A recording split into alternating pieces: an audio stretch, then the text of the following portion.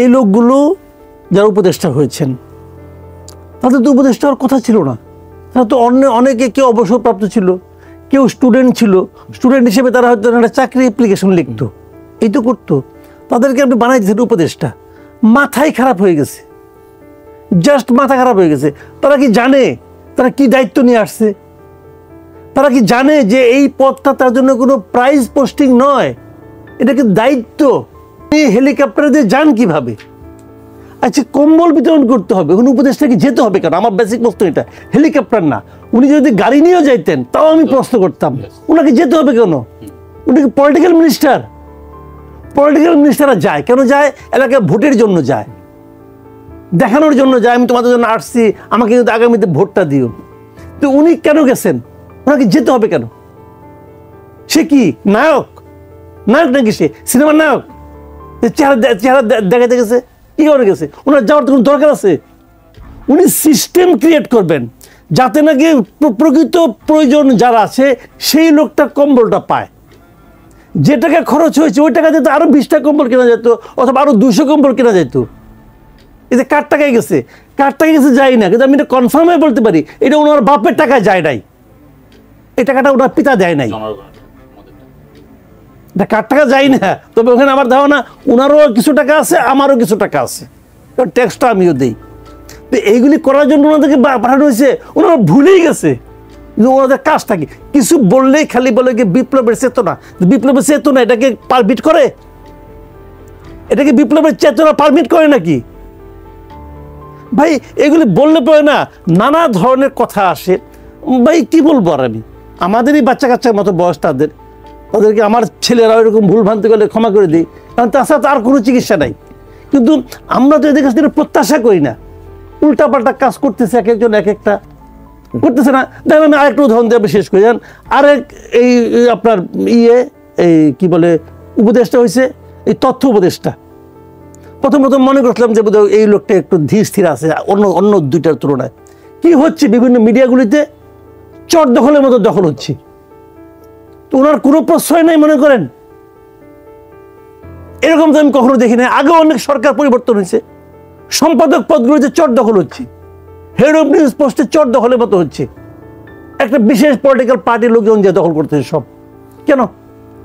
এই প্রতিভা একদিন কইয়া ছিল, এই প্রতিভা এত সম্পাদকের প্রতিভা একদিন কোথায় ছিল? তারা সবাই যা দখল করতেছে।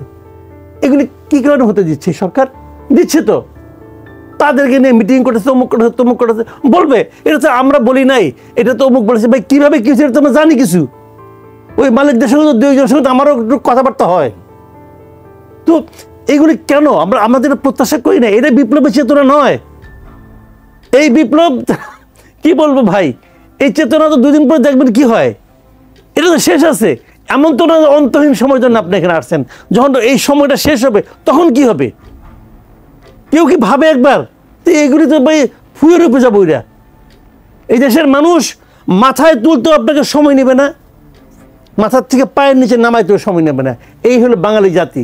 যতক্ষণ আপনি আমার কাজটা করবেন, যতক্ষণ আপনাদের উপকারটা পাবো, ততক্ষণ আপনি আমার পীর মানবো। যেই মুহূর্তে দেখবো যে আপনাদের আমার কাজ হচ্ছে না, আপনাকে আমি কেন ভালোবাসবো? ভালোবাসা একতরফা হয় না, বড় বড় কথা বলতে হবে না।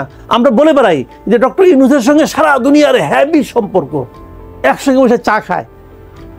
হ্যাঁ, একসঙ্গে বসে চা খাওয়া এক জিনিস, আর টেকাটা দেওয়া আরেক জিনিস।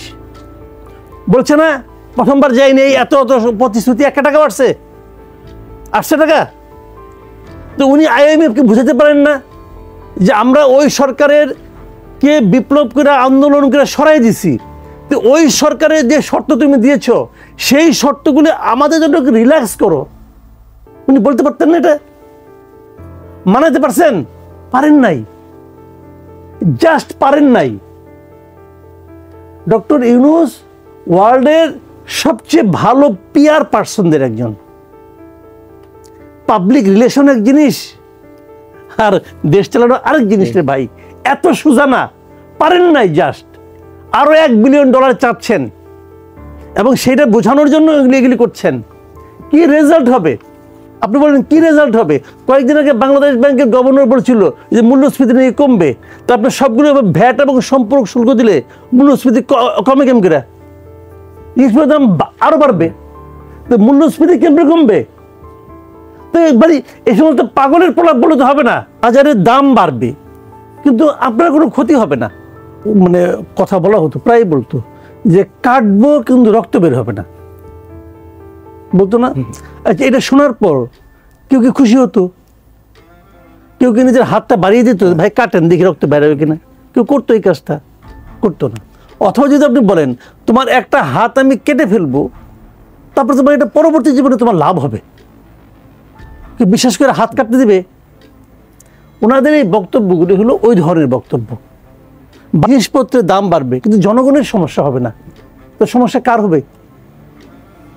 সমস্যাটা হবে কার? দাম তো বাড়বে।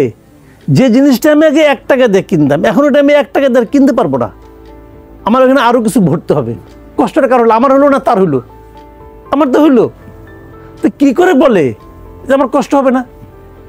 হ্যাঁ, উনি বলবেন যে ভ্যাটের সামান্য বাড়িয়েছি। হ্যাঁ, সামান্যই বাড়িয়েছেন। ওই সামান্য সামান্য করে বাড়তে বাড়তে সব মিলিয়ে যে কত দাঁড়ায় এটাকে উনি হিসাব করেছেন। আচ্ছা ঠিক আছে, বলবেন না বেশি না, ধরেন আপনার আগে মাস চলতে হয়তো 40,000 টাকায়, এখন ওখানে আরো হয়তো 8,000 টাকা যোগ হবে, বেশি না, অথবা 5,000 টাকা যোগ হবে, ধরলাম 5,000 টাকা যোগ হবে। এই 5,000 টাকা ওনার জন্য কিছু না, ওনার জন্য কিছু না, কিন্তু যে সাধারণ মানুষ সে প্রত্যেকটা খাতে বাড়তি দিতে দিতে তার জন্য অনেক টাকা। তো এইগুলি যেগুলো বলে না, মানে এত হাসি উঠে, এবং এরা আবার দাবি করে তারা নাকি জনগণের সরকার। জনগণের নাকি এটা দাবি ছিল, জনগণের দাবি ছিল জুলাই বিপ্লবের সময় যারা বিপ্লব করতেছিল, রাস্তাঘাটে যারা মাঠে নামছিল, সাধারণ মানুষ, গৃহবধূ নামে নাই নামছে, তো তাদের যে বলতেন যে ভাই আন্দোলনটা ভালো মতো করেন, এই আন্দোলন করলে 6 মাস পরে আপনার শতাধিক পণ্যে ভ্যাট এবং সম্পর্ক শুল্ক বাড়বে। কিন্তু তাদের বলতেন, তারা আন্দোলন করতো আন্দোলন, যে সেই আন্দোলনের সরকার এটাকে বলবে আর বিশ্বাস করবো? একটা সরকার যখন আসে, সেই সরকারটা আসলে কার সরকার? জনগণের সরকার। জনগণের সরকার। তাকে তো ভোট দিয়ে জনগণই আনে। আর যে সরকারটা জনগণের ভোটের তোয়াক্কা করে না, তারা কিন্তু জনগণের কাছে ভোট চায়ও না, জনগণকে কিছু দিতে হবে বলে ভাবেও না। সেই সরকারকেই আমরা সংক্ষেপে স্বৈরাচারী সরকার বলি। তাদের লক্ষ্যটা কি থাকে?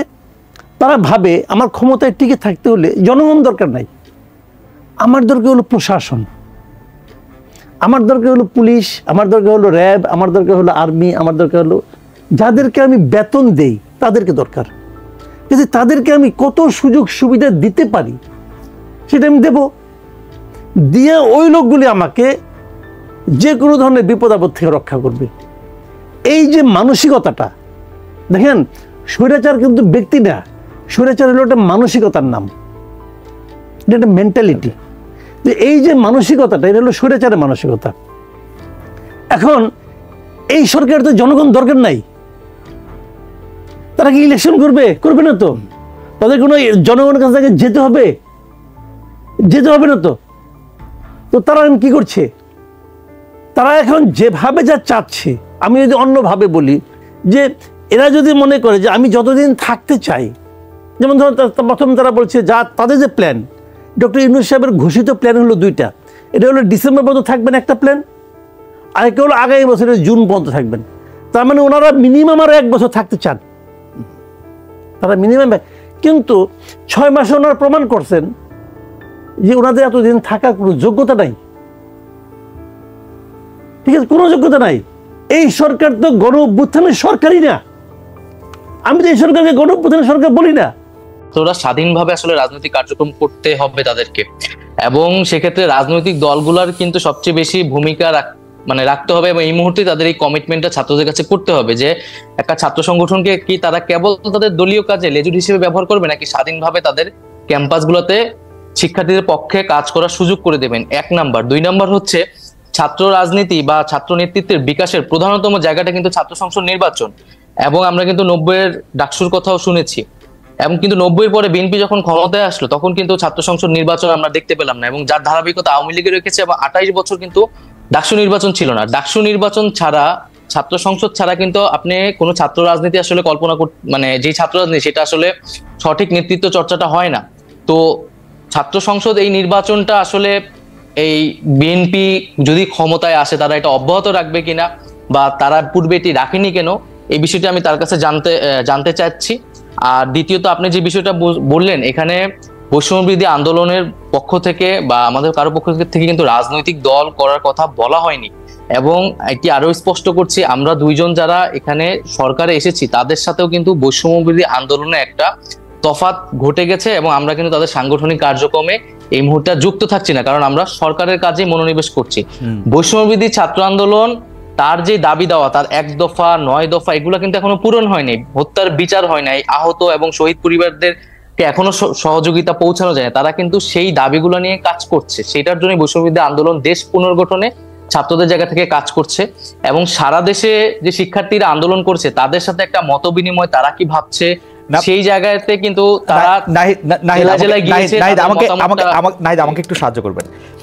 প্রথম কথা হচ্ছে যে আপনি বলছেন যে আপনি এবং জনাব আসিফ এবং আমি ধরে নিচ্ছি যে জনাব মাহফুজও, তাহলে আপনারা বৈষম্যবিরোধী ছাত্র আন্দোলনের সাথে আপনারা একটু দূরত্ব মেনটেন করছেন, অর্থাৎ আপনারা সরকারে আছেন, বৈষম্যবিরোধী ছাত্র আন্দোলনের যে সমন্বয়কদের যে কাজ তাদের যে এর সাথে আপনাদের সম্পর্ক এখন একটু দূরবর্তী, মানে ডে টু ডে অপারেশন কোনটা নাই।